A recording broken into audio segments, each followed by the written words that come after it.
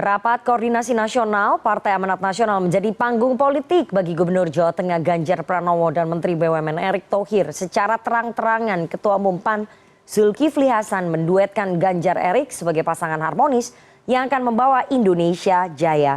Mengapa PAN tak malu-malu lagi menunjukkan dukungannya pada Ganjar Erick? Untuk membahasnya lebih dalam kita sudah terhubung melalui sambungan Zoom dengan Ketua DPP Partai Amanat Nasional Bima Arya. Selamat sore, Kang Bima. Selamat sore, Rifana. Dan Direktur Eksekutif Parameter Politik Adi Praitno. Selamat sore, Mas Adi.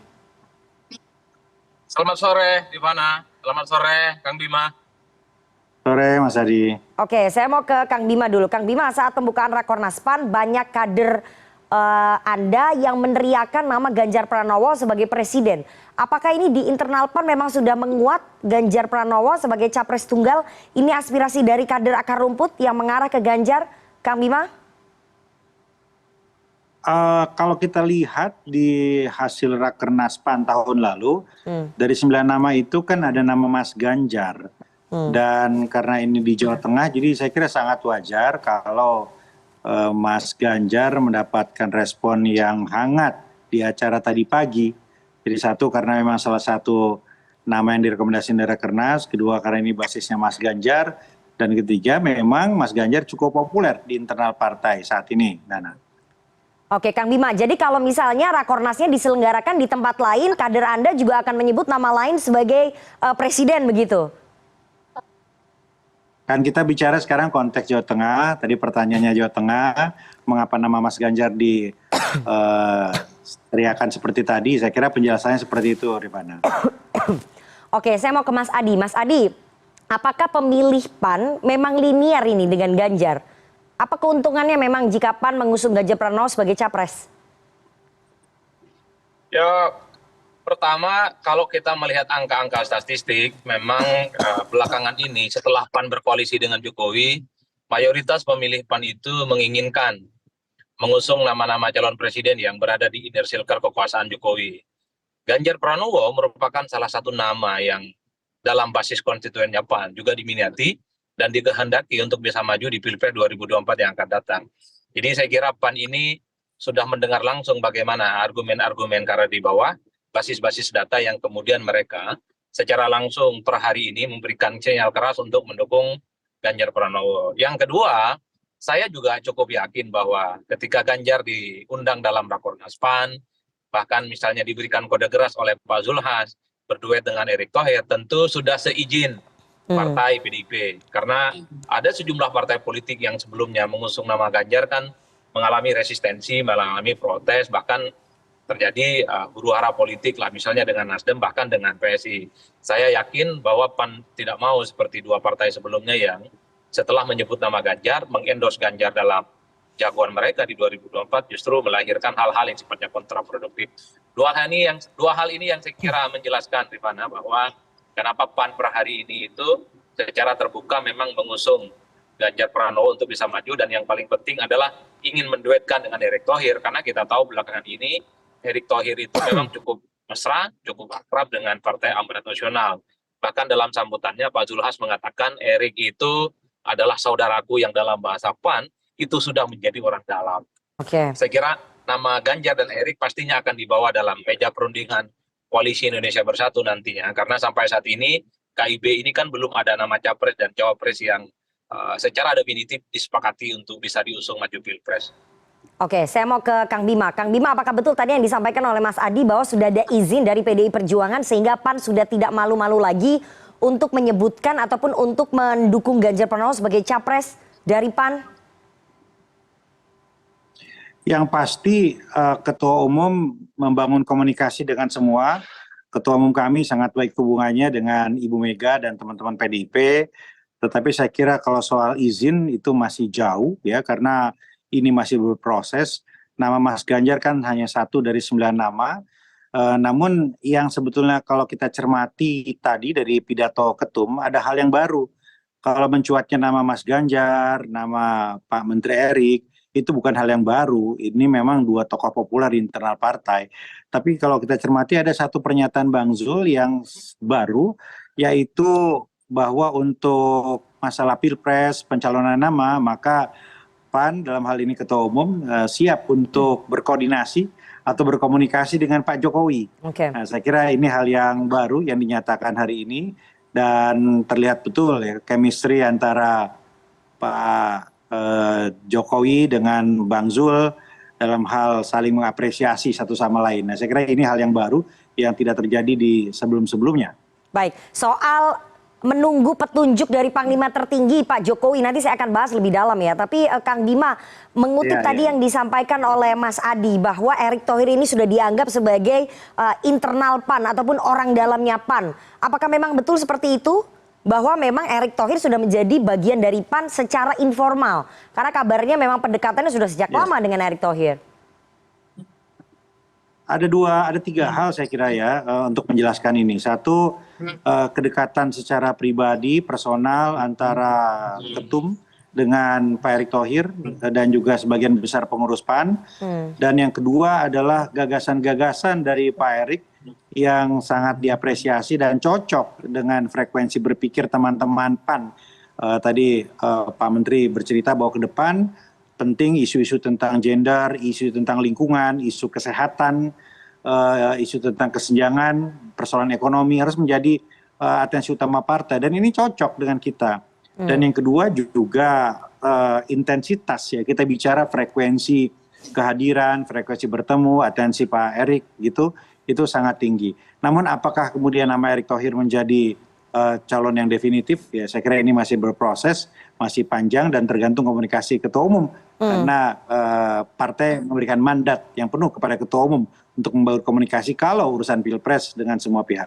Oke, Kang Bima, tapi kenapa harus Erick Thohir? Kan ada nama Sandiaga Uno, di internal partai ada Ketua Umum Anda, Pak Zulkifli Hasan. Bahkan ada nama Kang Bima juga sebetulnya yang sama-sama populer, pernah ada di pemerintahan ataupun birokrasi. Kenapa harus Erick Thohir? Apakah memang ada faktor lain selain tadi yang Anda sebutkan, masalah visi misi, kedekatan, ada faktor lain yang mempengaruhi pilihan di PAN mengarah ke Erick Thohir sebagai cawapres? Sekali lagi kita kembalikan ke nama yang direkomendasikan di Rakernas PAN tahun lalu. Nama Mas Ganjar dan Pak Erick ini 2 dari 9 nama. Dan kalau hari ini nama ini semakin populer berarti ini memang betul sudah mengkerucut. Ini sudah menyempit ya. Nama Mas Sandi saya kira tidak ada di rekomendasi Rakernas PAN.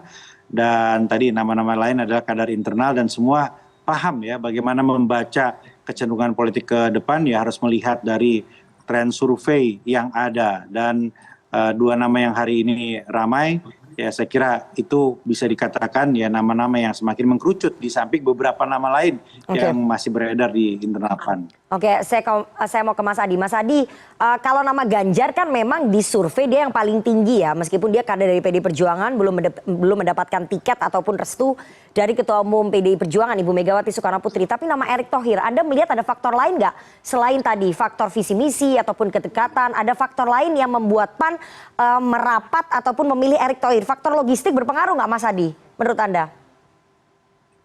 Ya kalau kita membaca argumen-argumen di media dan di media sosial, Erick ini kan memang sedang melakukan safari politik, roadshow ke berbagai tempat, roadshow ke berbagai kalangan. Ya, saya melihat Erick ini kalau dilihat suasana hatinya memang relatifly merasa nyaman dan merasa kondusif dengan Partai Amanat Nasional.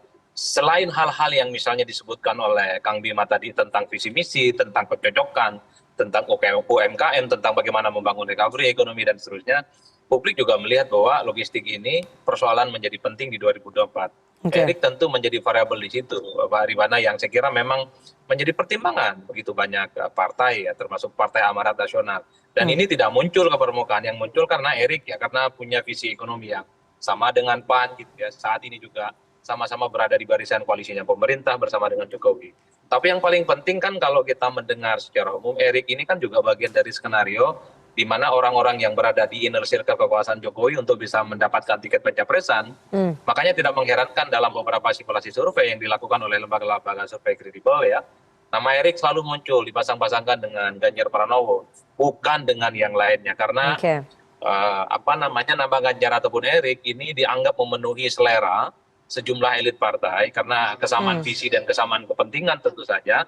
Dan pada saat yang bersamaan memang sudah mulai mendapatkan momentum politik. Nah, di end of the day-nya saya nggak tahu persis bagaimana pergerakan politik yang dilakukan oleh PAN ke depan. Apakah duet Ganjar dengan Erik apakah akan disepakati oleh Koalisi Indonesia Bersatu? Karena di KIB ini kan banyak partai. Mungkin PAN dengan Erick Thohir, P3 juga mungkin akan menyorongkan nama lain, misalnya seperti Sandiaga Uno, ataupun misalnya Golkar itu dengan Erlangga Hartarto. Tapi pada prinsipnya selama PAN mengusung nama-nama yang saat ini berada di internal kekuasaannya Jokowi, selama itu juga ya saya kira tidak akan ada resistensi apapun. Oke. Kalau soal PAN mengusung Ganjar, bagi saya, ya Kang Bima ini kan adalah founders lembaga survei ternama ya, Carta Politika. Kang Bima ini kan mazhabnya suara survei ya suara Tuhan. Karena survei itu merepresentasikan suara rakyat.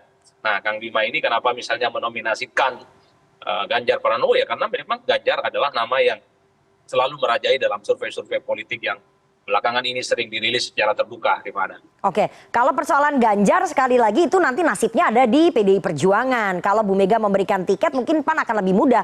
Persoalan lain kalau misalnya nanti Ganjar Pranowo tidak mendapatkan tiket dari PDI Perjuangan. Saya akan bahas nanti. Saya mau ke Kang Bima lagi. Kang Bima, jadi PAN mengakui ya ada persoalan logistik yang menjadi pertimbangan PAN ketika mendukung ataupun memberikan dukungannya kepada Erick Thohir. Ya, Mas Adi Prayitno ini sangat memahami situasi kebatinan di PAN kalau dari pernyataannya tadi ya. Bajunya juga sudah biru itu di mana. Jadi ya saya kira ya seperti itu, artinya tidak bisa disederhanakan hanya faktor logistik ya. Bisa dibayangkan ketika Menteri BUMN, Menteri Perdagangan yang memiliki banyak irisan kepentingan dalam hal menjalankan tugas negara, kemudian mereka berkomunikasi, punya banyak gagasan yang sama, punya kedekatan dalam membicarakan turunan-turunan gagasan besar, maka chemistry itu akan terbangun begitu. Jadi saya kira tidak bisa disederhanakan hanya persoalan urusan logistik begitu ya. Ada chemistry di sini, ada kesamaan pikiran gitu. Tapi seperti tadi saya sampaikan, apakah ini titik akhir? Saya kira masih berproses dan dinamika itulah sekarang terjadi di internal partai ya. Sangat mungkin kemudian muncul opsi-opsi wacana lain. Tapi saya perkirakan tidak akan jauh-jauh dari rekomendasi yang dikeluarkan di Rakernas PAN tahun lalu. Oke, Kang Bima, ini kan PAN tergabung dalam satu perahu koalisi yang namanya Koalisi Indonesia Bersatu KIB. Di situ ada Golkar, kemudian ada P3, ada PAN, Golkar. Sesuai dengan keputusan Munas, Golkar juga memutuskan Erlangga Hartarto sebagai capres, kemudian P3 juga akhir-akhir ini dekat dengan Sandiaga Uno. Belum ada yang mengerucut ke Ganjar dan juga Erick Thohir. Bagaimana PAN meyakinkan dua mitra koalisinya untuk bisa menerima pasangan ini? Kalau misalnya tidak diterima, terus PAN mau gimana, Kang Bima? Ya, inilah menariknya politik. Politik itu seni segala kemungkinan dan seni untuk mencari titik temu. Saya kira 3 partai dalam KIB ini sudah membangun fondasi yang sangat kuat dalam tataran konsep, tataran visi. Dan ini merupakan modal yang besar untuk kemudian mengkonkretkan itu untuk berbicara siapa yang bisa membawa visi itu ke depannya. Dan saya mengamati perjalanan KIB ini, setiap perkembangan selalu didiskusikan di tingkat ketua umum tadi. Dan belum lagi kita berbicara ada faktor Pak Jokowi di sini yang tentu sebagai elemen perekat dari 3 partai ini yang juga memiliki andil untuk nantinya kemudian menghasilkan keputusan final, Nana. Oke, Kang Bima, tapi kalau misalnya Golkar menolak untuk menerima pasangan Ganjar Erick, apakah PAN akan tetap bertahan di KIB atau PAN memilih mendingan keluar aja, mencari rekan koalisi yang lain?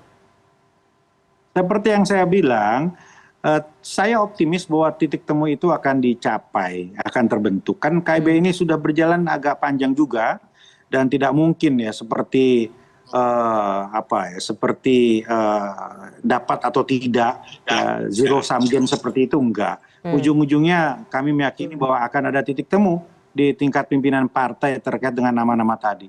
Oke, titik temunya mungkin saja memasangkan Mas Ganjar dengan salah satu ketua umum partai di KIB, itu bisa saja. Jadi tidak harus Pak Erick.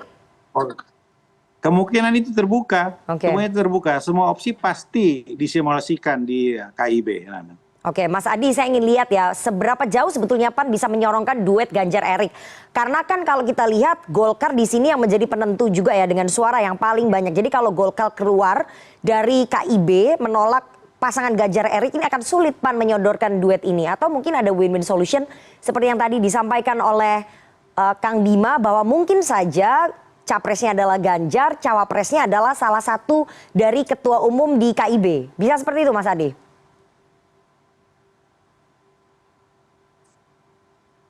Mas Adi?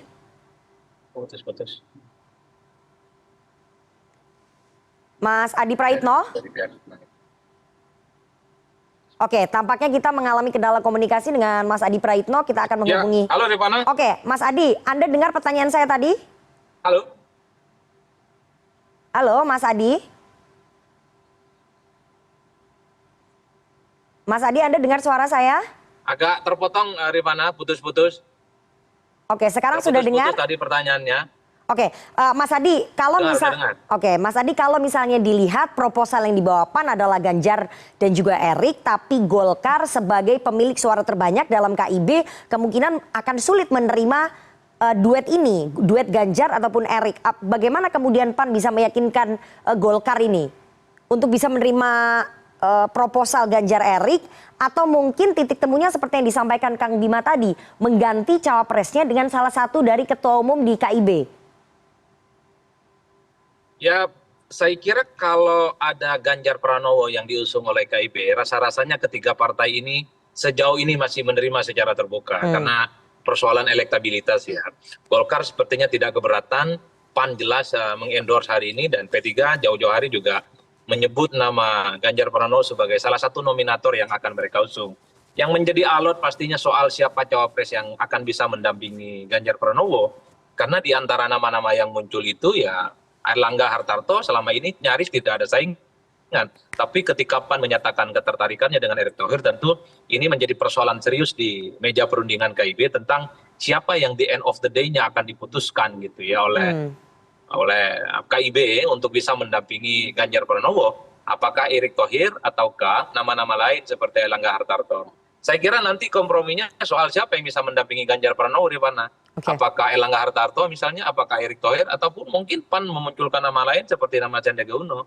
Jadi kompromi di antara tiga partai ini akan selesai kalau ujung-ujungnya tentu meminta pendapat dan minta restu serta arahan dari Panglima Tinggi itu, tentu Presiden Jokowi. Karena kita dengar beberapa hari yang lalu, beberapa waktu yang lalu, KIB dalam memutuskan presiden dan calon wakil presidennya pasti ya atas seizin, atas restu dan atas arahan Presiden Jokowi yang saat ini adalah presiden yang memang dalam berbagai kesempatan selalu mengatakan bahwa partai-partai politik pemerintah jangan sampai salah pilih koalisi, jangan sampai pilih calon presiden dan calon wakil presiden yang justru akan bertentangan dengan keinginan pemerintah saat ini. Oke, itu berarti jelas clear pernyataannya Pak Jokowi supaya PAN ataupun partai-partai lain yang di dalam koalisi pemerintahannya tidak memberikan dukungan kepada calon presiden yang kira-kira dalam tanda kutip berseberangan begitu ya dengan pemerintah. Kalau bisa dimaknai begitu Mas Adi.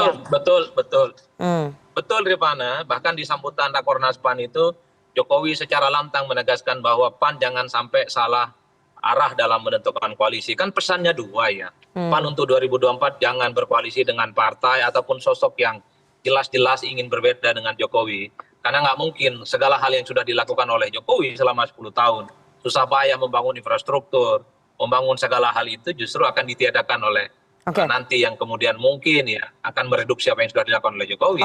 Termasuk misalnya pesan politiknya jangan berkongsi dan berkoalisi dengan partai politik yang jelas-jelas mengusung politik identitas, karena Jokowi itu begitu lantang juga untuk tidak menggunakan politik identitas. Jadi pesan politik sederhananya PAN janganlah berkoalisi dengan orang yang jelas-jelas iman politiknya akan berbeda di 2024 dengan Jokowi. Kan maksudnya begini, PAN jangan berkoalisi dengan Nasdem dan juga Anies. Sederhananya begitu ya Mas Adi ya? Ya, secara eksplisit itu pesan politiknya. Kalau PAN berkoalisi dengan Golkar, dengan Airlangga, kemudian dengan P3, mungkin dengan PDIP ataupun dengan yang lain seperti PKB dan Gerindra, saya kira tidak akan ada persoalan apapun. Akan beda ceritanya kalau PAN itu berkoalisi dengan Anies ataupun Nasdem dan partai poros perubahan lainnya. Tentu suasana hati presiden akan berubah. Tidak sesembrungah seperti yang terjadi pada hari ini. Oke, saya mau ke Kang Bima. Kang Bima, artinya dengan ultimatum ataupun dengan pesan politiknya presiden tadi sudah tertutup ya pintu bagi PAN untuk mendukung ataupun berkoalisi mendukung Anies Baswedan dan juga Nasdem. Berkoalisi dengan Nasdem. Kami tidak melihat itu ultimatum, Nana. Tapi ini adalah satu cara berpikir tentang makna keberlanjutan. PAN ada di dalam barisan koalisi pemerintahan. PAN dalam hal ini membumikan gagasan-gagasan besar Presiden dalam hal yang sangat teknis. Artinya keberlanjutan ini menjadi konsekuensi dari posisi kami saat ini. Nah karena itu hal baru yang lain dari Rakornas hari ini adalah penegasan dari PAN bahwa ke depan siapapun orangnya, tapi keberlanjutan dari gagasan-gagasan yang telah bergulir hampir 10 tahun ini menjadi hal yang penting, menjadi hal yang utama dalam memilih calon pemimpin kita. Jadi ini bukan berbicara soal ultimatum, bukan berbicara soal siapa mengikuti siapa, tapi kita berbicara perspektif kami bahwa hari ini bukan perubahan secara ekstrim ya, tetapi keberlanjutan dengan percepatan. Itu saya kira paling penting. Yang kedua, berbicara soal Wapres, saya kira satu hal yang harus dihitung selain masalah kontinuitas tadi dan juga akseptabilitas di antara pimpinan partai KIB, elektabilitas menjadi penentu utama. Kita membaca bagaimana tren survei yang hari ini dianalisis oleh banyak pihak menyimpulkan bahwa akan terjadi pertarungan ketat.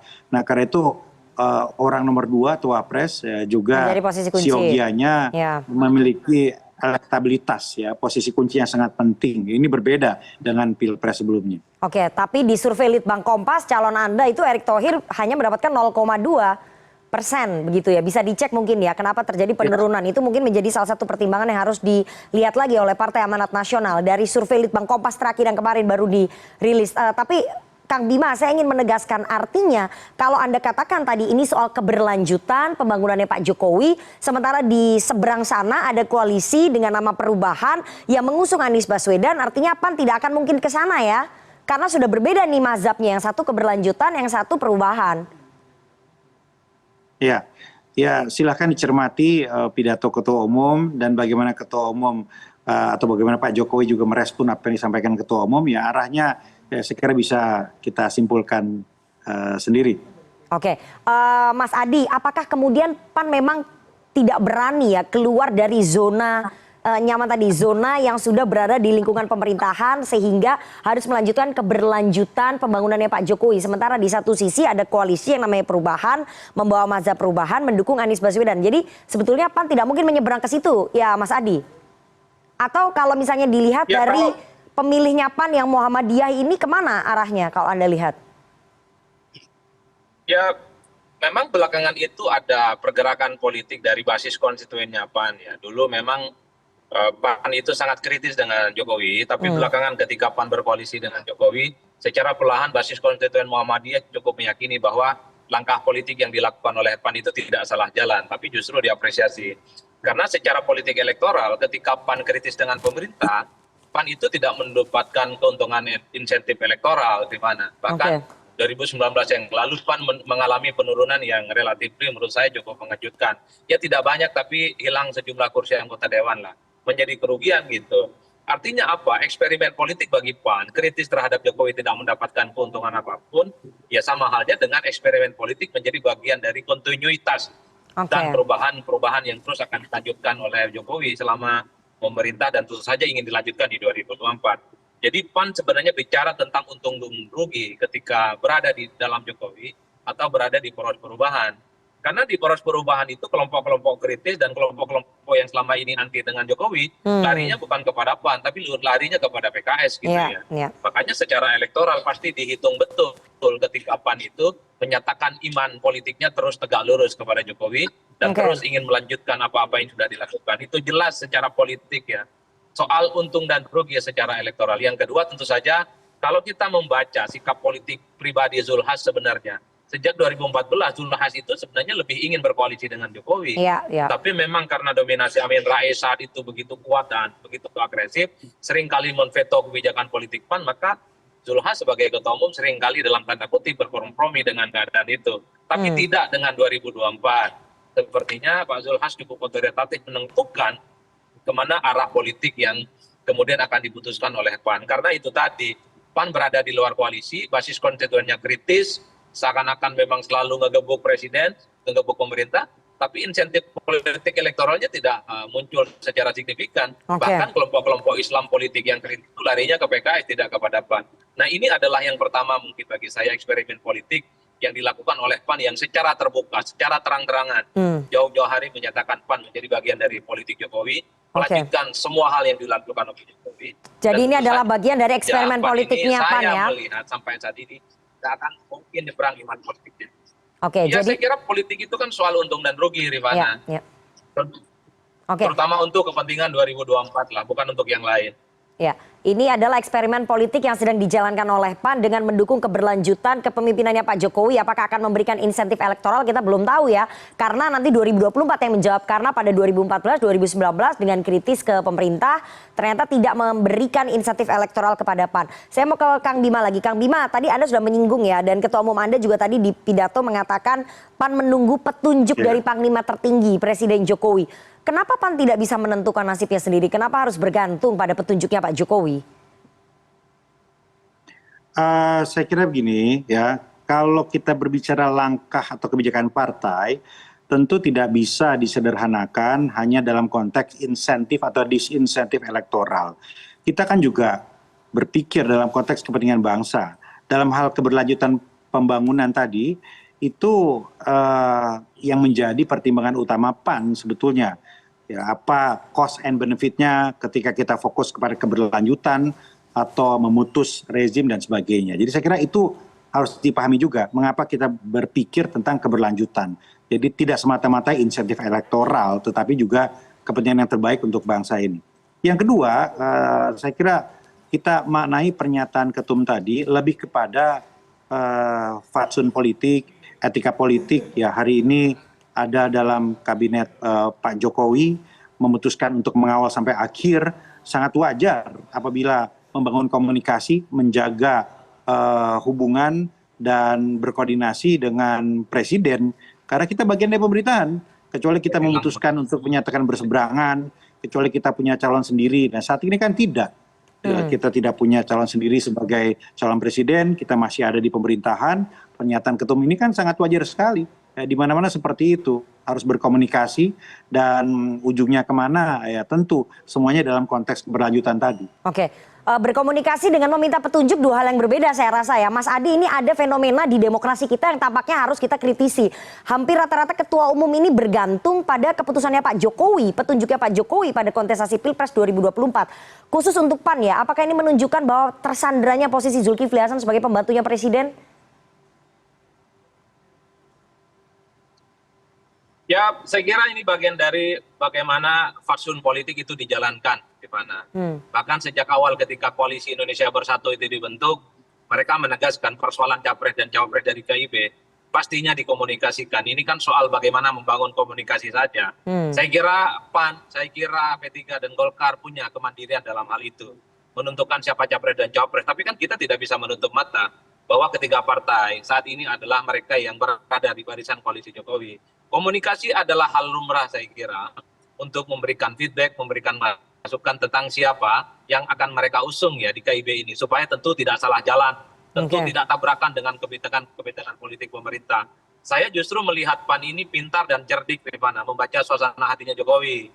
Kenapa mengusung nama Ganjar dan nama Erik? Satu sisi sepertinya PAN ini bisa menyelami betul bahwa di lubuk hati terdalam Jokowi itu tentu berharap Ganjar Pranowo lah yang akhirnya akan diumumkan sebagai kandidat capres gitu ya. Entah dari PDIP ataupun dari yang lain. Kenapa Erick Thohir? Tentu Erick ini adalah orang yang dianggap memiliki variabel penting yang kalau disondingkan kepada publik, dipasang-pasangkan dengan Ganjar Pranowo relatifly mendapatkan dalam tanda kutip ya awareness bahwa mereka ini adalah pasangan yang layak untuk dicoba untuk di 2024. Itu artinya apa? Selain menangkap pesan politik yang diinginkan oleh Jokowi, PAN juga punya interest supaya di 2024 punya calon wakil presiden yang kemudian diklaim sebagai bagian dari kepentingan PAN, diklaim sebagai bagian dari kader PAN. Kan itu yang sebenarnya kenapa dalam Rakornas hari ini kemudian PAN itu menyebut nama Ganjar Pranowo untuk menerjemahkan keinginan Jokowi.